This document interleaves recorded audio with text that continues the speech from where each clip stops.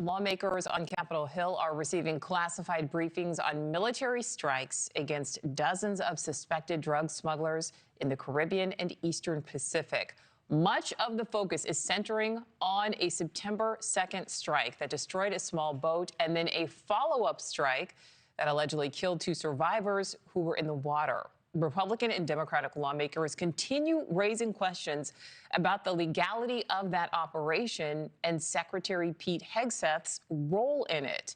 This morning, members of the House and Senate Armed Services Committees hearing from Admiral Frank Bradley, head of Special Operations Command.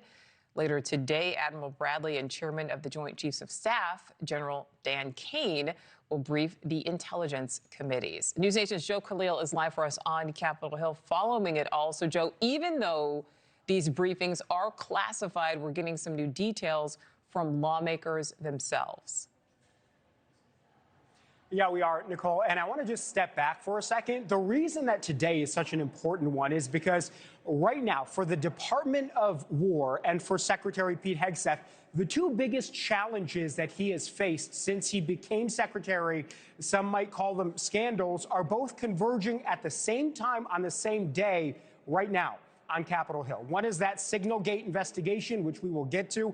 The other are those controversial boat strikes from September 2nd, right off the coast of Venezuela, particularly that second strike that you mentioned, where there were 2 alleged survivors from the first strike that were then killed in a follow-up. Now, as I'm talking to you right now, both Chairman of the Joint Chiefs of Staff, Dan Kane, and the Admiral who is responsible for the special ops and responsible for launching these strikes and for authorizing them, Admiral Frank Bradley, are both talking to lawmakers behind closed doors. It's multiple briefings today. Senate and House Armed Services Committee members and the Intelligence Committee members are there asking questions. And we now know that they're actually seeing the video from those strikes. Now, we have not been able to talk to any of them on camera today, unfortunately, but one of the top Democrats, actually the top Democrat on the House Intelligence Committee, Jim Himes, came out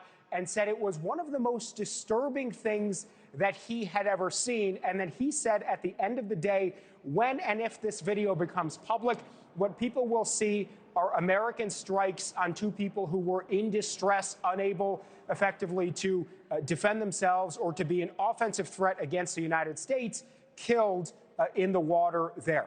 Now, we have not heard yet from Republicans. Remember, and this is important context, that the situation has been a sort of political lightning rod. So we'd like to hear from several people to get a clear picture of what is going on there. But it is incredibly important today as Admiral Bradley, whom Secretary Hegseth has put the responsibility on for these strikes, is talking to lawmakers, showing them that video. So throughout the day today, we're going to be continuing to gather more reporting and talk to senators, House members who have now seen that video, who will have heard from the Chairman of the Joint Chiefs and Admiral Bradley to get more information about what they saw, what happened on that September 2nd day during those strikes, and how they perceive it in the bigger context of whether there were any potential laws of war that were broken, or whether what they saw seemed to comport with how the United States command is supposed to work and supposed to be carrying out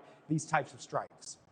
Thank you for watching. Subscribe below and download our NewsNation app right now on your phone, and you will get fact-based, unbiased news for all Americans.